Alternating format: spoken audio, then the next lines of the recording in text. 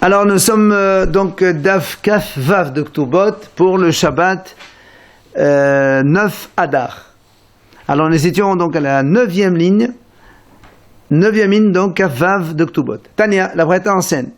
Rabbi Shimon ben Elazar Omer, il dit Rabbi Shimon ben Elazar, Keshem sheteruma hazaka lechuna, kach maaser rishon hazaka lechuna. De la même façon que la Triouma, c'est-à-dire quand on sait que quelqu'un mange la Trouma, c'est une Hazaka pour lui, comme quoi c'est un Kohen. Maaser Rishon aussi, c'est Hazaka pour le Kohen. Évidemment, la Gemara va poser une question. Non, c'est que Maaser Rishon, c'est pour les Lévis, d'accord? Ve'achonek bebeddin ena Hazaka. La Gemara va expliquer cette phrase de quoi il s'agit. Celui qui partage dans le Beddin, ce n'est pas une Hazaka. On va y arriver de suite. D'abord, donc, la Gemara pose sa première question. Maaser Rishon, des Lévihu. Comment tu dis que Maaser Rishon, celui à qui on donne Maaser Rishon, ça veut dire qu'il c'est un Kohen? C'est pour les Lévis, Maaser Rishon. Qu'est-ce que ça veut dire ça? Alors le Gemara répond, quel Rabbi Elazar ben Azaria? Ici on parle selon Rabbi Elazar ben Azaria. Qu'est-ce qu'il a dit? Détania, Teruma la Kohen, Maaser Rishon la Lévi. Devenez Rabbi Akiva. Rabbi Elazar ben Azaria Omer, Maaser Rishon la Kohen. Donc la Braïta enseigne comme ça. La Teruma c'est pour le Kohen, ça on le sait. Maaser Rishon c'est pour le Lévi, on le sait aussi. Ça c'est Rabbi Akiva qui le dit. Seulement, Rabbi Elazar ben Azaria dit lui non. Maaser Rishon c'est aussi pour le Kohen. Alors il m'a dit très bien. Et moi, d'Amar Rabbi Elazar ben Azaria av la Kohen. La Kohen velo la Lévi mais Amar. Il dit comment? D'accord, on est d'accord qu'il lui il a dit, même le Kohen aussi il prend. Mais tu peux pas dire Maaser Rishon, c'est une probabilité que c'est un Kohen, ça peut être aussi un Lévi. Et surtout d'abord un Lévi en premier. Alors il répond, il dit non. Et Batad Kansin Ho Ezra. Alors on m'a dit en fait, parce que ici, lui il parle, Rabbi Elazar ben Azaria, après le retour au deuxième Beit HaMikdash. Quand Ezra il a invité tous les Lévites à monter, qu'aucun Lévi n'a voulu monter, alors à partir de ce jour-là, Ezra il a dit à tous les Juifs, c'est terminé, vous ne donnez plus le Maaser Rishon de Lévim, c'est interdit, vous ne donnez ça qu'au Kohen. Donc automatiquement, celui qui a pris du Maaser Rishon, c'est que c'est un Kohen. Alors là, m'a dit, m'a dit, peut-être que ça arrive qu'on donne Maaser Rishon au Lévi. Pourquoi tu certifies Maaser Rishon, c'est un Kohen. Et si quelqu'un il a donné un Lévi, Amar Rav Hazda. Rav Hazda dit, tu sais de quoi on parle ici? Il dit, en fait, ici on parle de quelqu'un dont on sait que le père c'est un Kohen. Seulement, mais il y a une rumeur qui est sortie sur ce fils, comme quoi c'est le fils d'une divorcée ou d'une halutza. Donc du coup, le fils n'est plus Kohen. Seulement, et on a vu qu'on lui a donné du maaser dans les granges. Alors, la Gemara dit, Lévi, de la Lévihu. Ça peut pas être un Lévi, puisque son père il est Kohen de toute façon, donc ça peut pas être un Lévi. C'est ou un Kohen ou rien. Maïka Limamar, qu'est-ce que tu vas me dire? Ben Grusha ou Ben Halasaou. D'accord? Alors il dit, c'est pas un problème.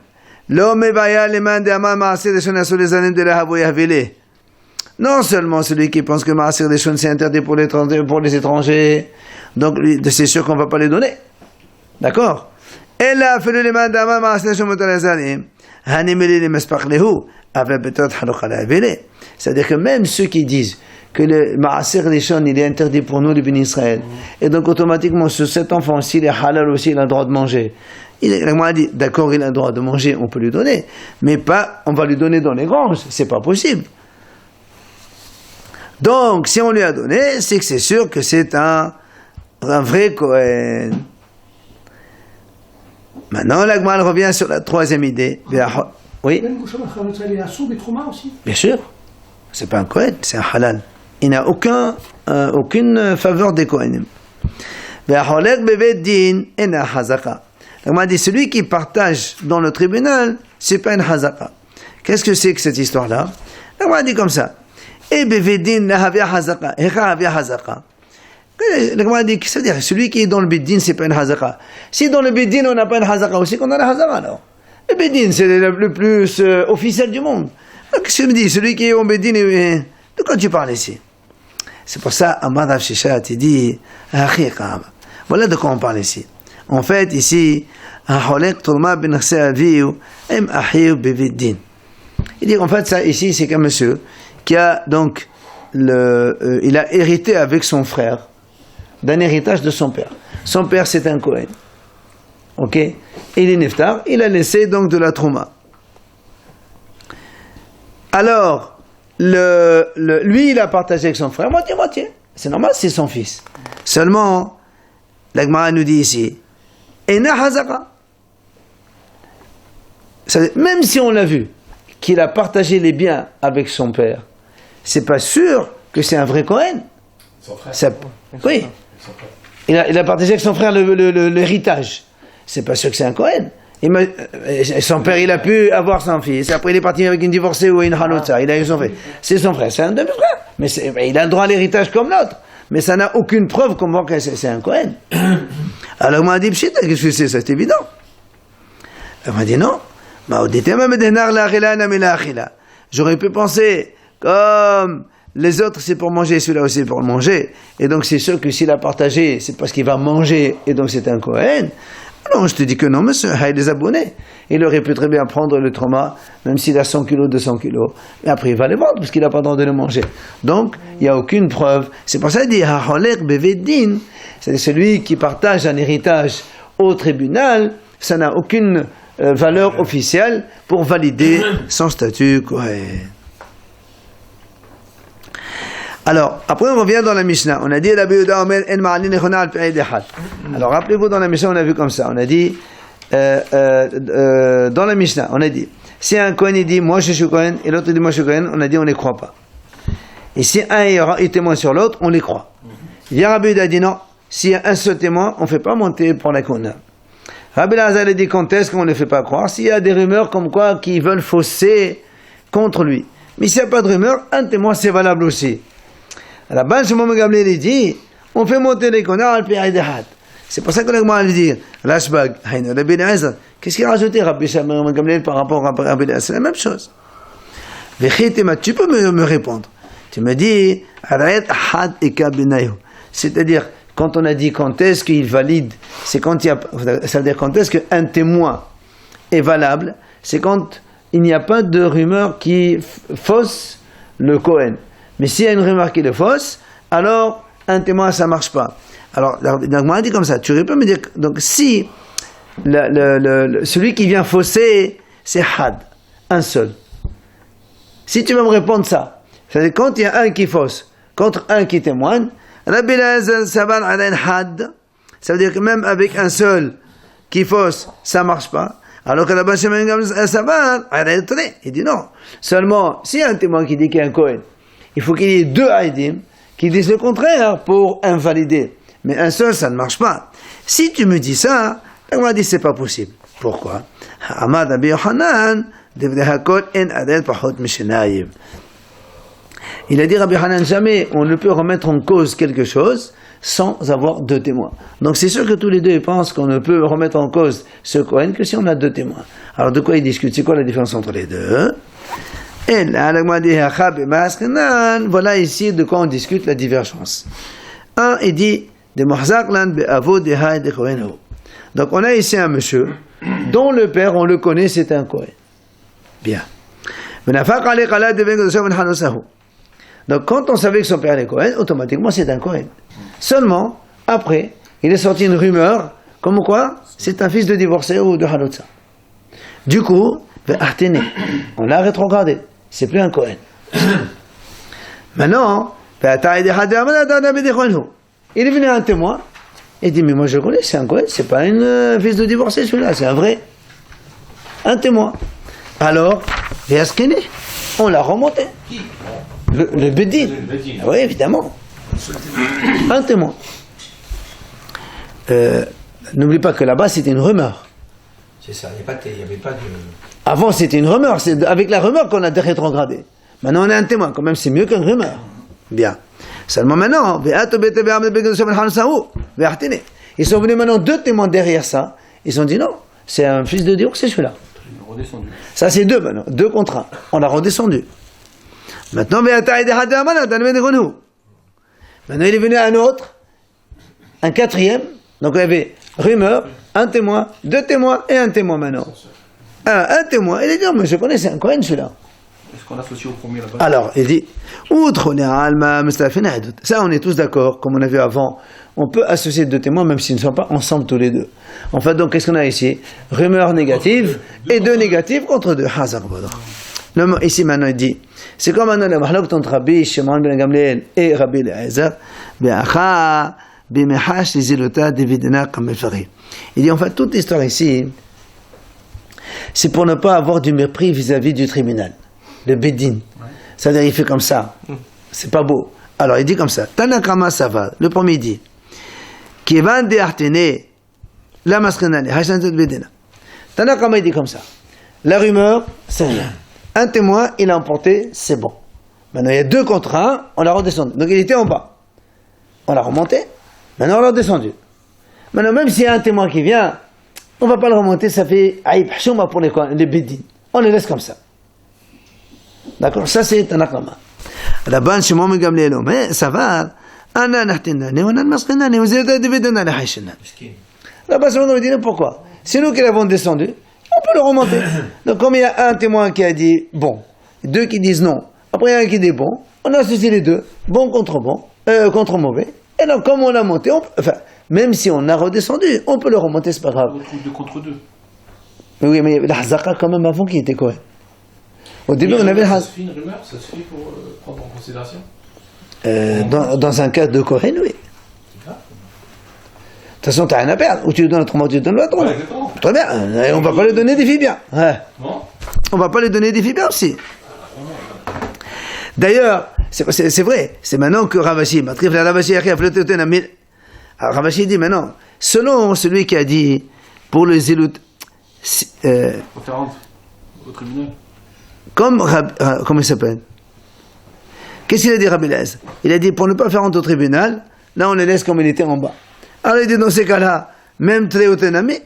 Alors Rabbi dit, attends, imagine, on avait donc un Kohen. Rumeur, on l'a descendu. Un témoin, on l'a remonté. Kohen. Ça y est, c'est fini. Après ils sont venus deux témoins, on l'a descendu. Après nous on a dit, il y a un témoin, on a dit on ne remonte pas pour ne pas faire honte.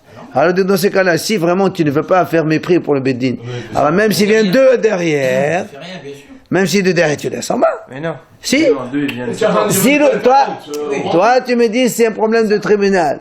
Alors qu'ils viennent un après ou deux après. Pourquoi la Breta ici elle nous dit il y avait un, il est venu Pour être sûr, c'est Khazaka. au tribunal. au tribunal. Et zigzag comme ça. C'est fait un bizarre. Allez, dis voilà, on a descendu, c'est bon, allez, c'est Non terminé. plus. Ouais. Ça, on ne change pas d'accord. C'est Bissia qui a bisaïon, quel que soit le cas qui a bisaïon, donc tu ne changes pas. Et l'autre, le comité. Alors, c'est pour ça, et c'est pour ça que Rabashi change. Ce n'est pas la route. Ella ma Rabashi. Mais Mastafin les Aïdout Ramefadre. Il dit en fait, toute la question, elle est, est-ce qu'on peut associer deux témoins, oui ou non, quand ils sont à distance? C'est ça la question. On avait dit oui déjà. Tout à l'heure, on a dit oui. Ouais, parce qu'on est en train de voir en Sanhedrin maintenant dans entre midi deux. Alors, il dit comme ça. Le Ubiflota de Hanetana, dans la même halakha qu'on a vu dans Sanhedrin. Détania. En Aïdoutan Mistadefet Rachid Oshinhem Kehad. La Breta là-bas dit comme ça. Deux témoins on ne peut valider leur témoignage que seulement s'ils ont vu la scène ensemble. Rabbi Yoshua ben Kolha Amar, Afalu Bezahazi. Il dit non. Rabbi Yoshua ben Kolha, il dit non, pas du tout. Même si un il a vu à une minute, l'autre a vu une minute après, ou 2 minutes, ou 3 minutes après, ils ont vu, pas obligatoirement ensemble, il n'y a pas de problème.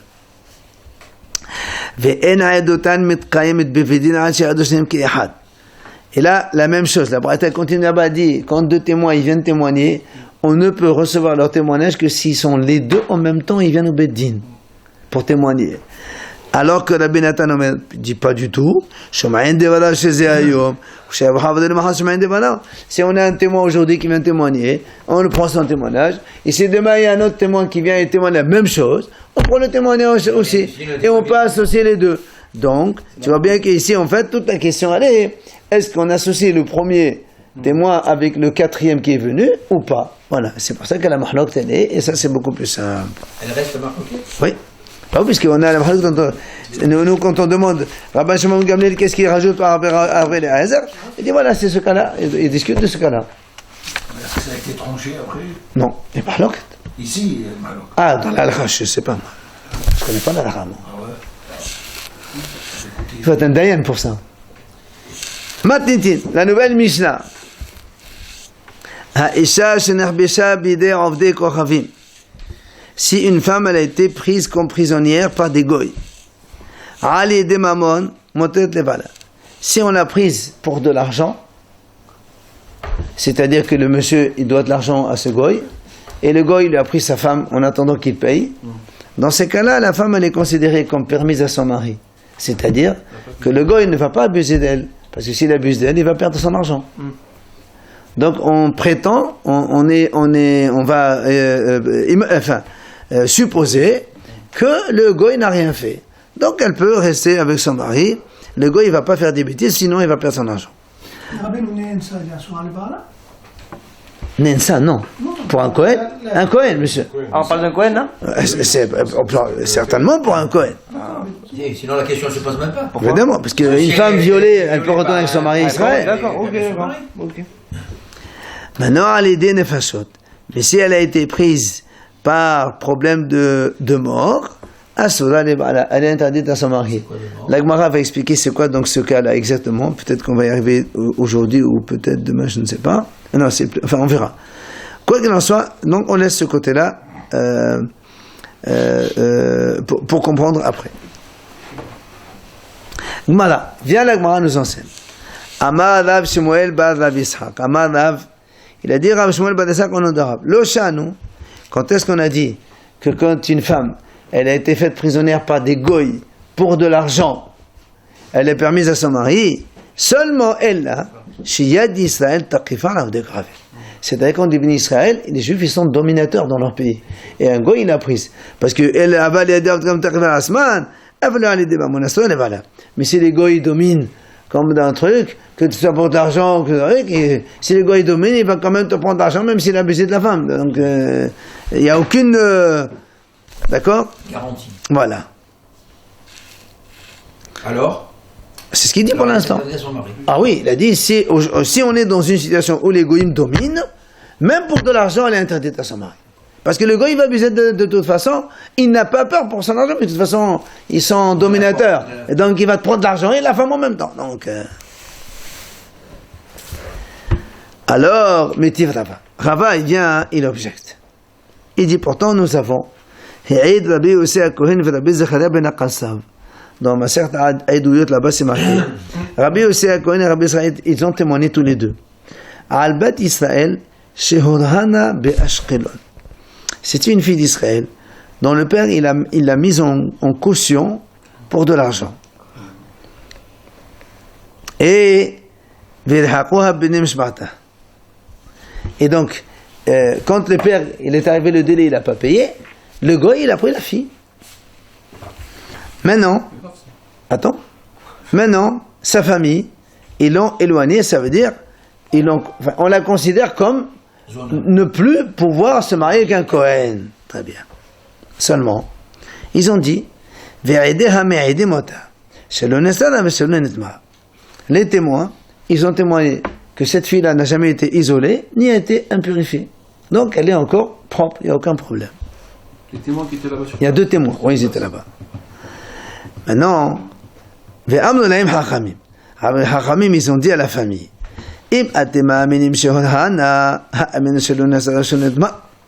si vous faites confiance à ceux qui ont dit, les témoins qui ont dit qu'on a pris la fille en caution, alors vous devez leur faire confiance aussi quand ils disent qu'on était là-bas, qu'elle n'a pas été isolée avec personne, qu'elle n'a pas été impurifiée. Et donc vous devez la conserver comme une fille bien. Si maintenant vous ne croyez pas qu'elle n'a pas été isolée, qu'elle n'a pas été impurifiée, ben vous ne devez pas croire non plus qu'elle a été prise en gage. Donc, dans tous les cas, cette fille elle est bonne. Pourquoi vous l'avez éloignée, cette famille? Pourquoi vous avez éloigné votre fille? Mais la question, elle revient, elle est là. Et pourtant, Ashkelon, on est dans une ville où les goïms sont dominateurs. Et qu'est-ce qu'on a dit? Et là-bas, on a dit seulement cette fille parce qu'elle a été donc mise en caution. C'est pour ça que quand il est arrivé le délai et que le père n'a pas payé, les goïms, ils l'ont prise, on va dire entre parenthèses, légalement, comme caution, donc de la dette. Et c'est que ceux là-bas, qu'on a dit qu'il y avait des témoins qui ont témoigné. Mashma, si une fille, Nihbasha, elle était juste faite capturer par des goïms, d'accord? On n'a pas besoin de témoins. Nihbasha, mais mettre en caution, c'est deux choses différentes. Justement, c'est pour ça qu'elle a dit. Si, c'est pour ça qu'elle pose la question.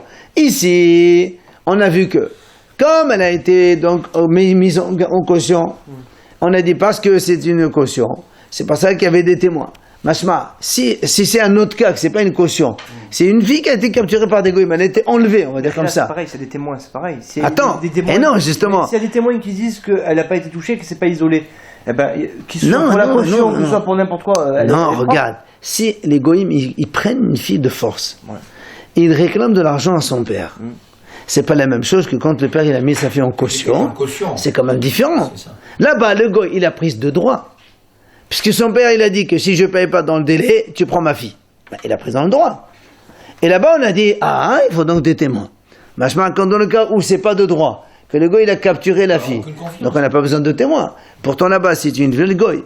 Donc, comment toi tu dis, quand est-ce qu'on a dit qu'une fille qui se fait prisonnière, qui se fait capturer pour de l'argent, on la croit seulement quand Israël est son dominateur. Si c'est le goy, non. Et pourtant, ici, c'est le cas de goïm dominateur.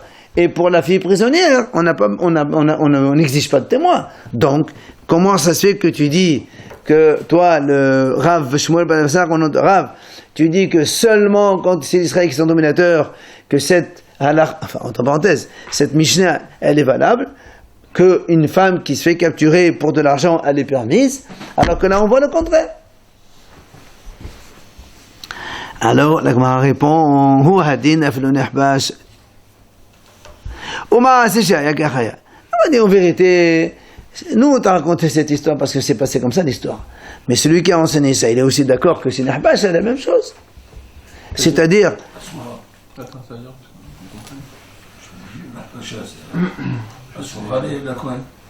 Non, nous on a dit, Holhana, il faut des témoins. Nihbash, non. Il dit non, en vérité, même Nihbash aussi, il faut des témoins. Toi, tu dis, non.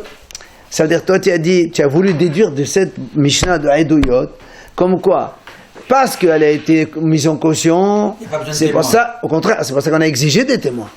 Ouais. On a exigé des témoins. Mais si elle a été capturée, on n'a pas besoin de témoins. Et tu as posé ta question. Il dit, non, monsieur, même quand elle a été capturée aussi, on a besoin de témoins. Mais on a raconté l'histoire de la caution parce que c'est passé comme ça l'histoire. Donc il n'y a pas de contradiction. Tout à l'heure, on a dit que comme il avait un intérêt à ne pas toucher la fille pour toucher son argent... Quand les Bnei Israël sont dominateurs. Oui, mais quand c'est les dominateurs, ça ne marche pas. Et c'est exactement comme nous. D'accord, exactement. Maintenant, la Gemara dit, il y a une autre version. Pour la même histoire, on a une autre version. Différente. C'était, au lieu que ce soit Rava qui a objecté, Amar Rava. Rava, il a apporté cette histoire comme preuve. Afanan amitanin. C'est-à-dire qu'on a mis une preuve, qu'au cas aussi les goïms qui sont dominateurs, ça marche pas. La femme qui a été capturée pour de l'argent, elle n'est pas permise. Afanan amitanin. Il nous rapporte la même Mishnah de Haïdouyot. Donc Rabbi Yossi et Rabbi Israël, tous les deux, ils ont témoigné. Albat Israël Shehorhana be Ashkelon, la fille d'Israël qui a été donc prise en caution à Ashkelon. Et donc sa famille l'ont éloignée. Et elle a deux témoins, comme quoi elle n'a pas été isolée ni rendue impure. Les Hachamim le ont dit, exactement ce qu'on a raconté tout à l'heure. Et si vous donc faites confiance aux témoins, comme quoi elle a été mise en caution, alors vous devez aussi croire à ces deux témoins qui ont dit qu'elle n'a pas été isolée, qu'elle n'a pas été donc rendue impure. Si vous voulez pas croire, si vous ne voulez pas croire ces deux témoins qui ont dit elle n'a pas été isolée, elle n'a pas été rendue impure, alors nous ne croyez pas non plus qu'elle a été prise en caution. Or, Veha Ashkelon,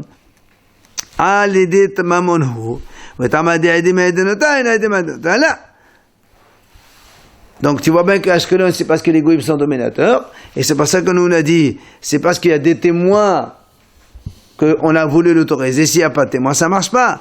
Alors on dit, n'est-ce pas que c'est la même chose et que ça conforte ce qu'il a dit tout à l'heure, comme quoi quand c'est des goïms qui sont dominateurs, même si on capture une femme que pour de l'argent, elle est quand même interdite. Et la Gemara dit non. La Hodhana Shani. Elle lui répond ici le contraire. Elle dit non, ici il y a marqué Hodhana, caution, c'est différent. Si elle a été juste capturée, on n'a pas besoin de témoins. Enfin, maintenant, il y a tout simplement une objection. Comment? Il dit, nous on a vu dans notre Mishnah, on a dit comme ça, si la femme elle a été prise pour de l'argent, alors elle est permise à son mari. Ah, évidemment, on a objecté la Mishnah de Edoyot sur ça.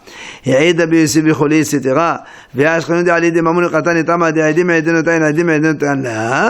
Donc, on a objecté les deux Mishnahs entre elles. Notre Mishnah a dit que si une femme elle est capturée pour de l'argent, alors elle est permise. Et là-bas, le Mishnah a dit l'histoire de cette fille-là qui a été mise en caution. Il a fallu du témoin. Donc, nous on dit, n'est-ce pas, que c'est parce que il y a des témoins que ça marche, mais s'il n'y a pas de témoin, hein, la femme elle est interdite. Comment notre Mishnah a dit alors, une femme qui a été capturée pour de l'argent elle est permise? Alors, tout simplement il répond à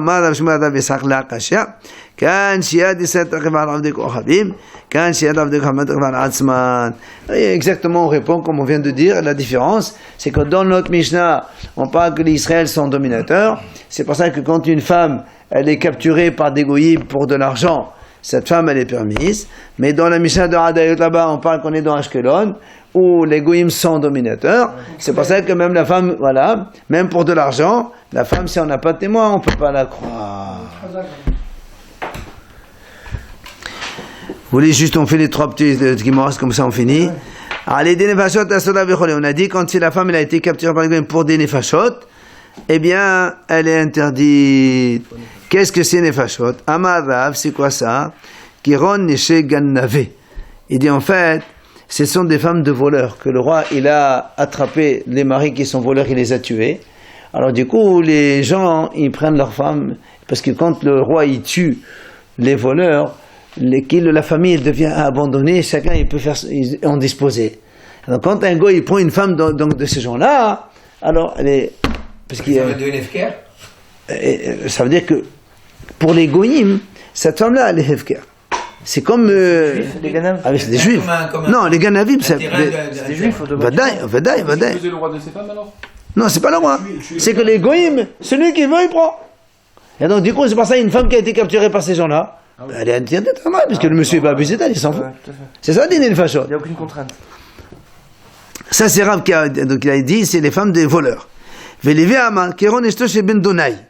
Et Rachid dit que c'est un criminel, Ben Donaï, c'est un tueur.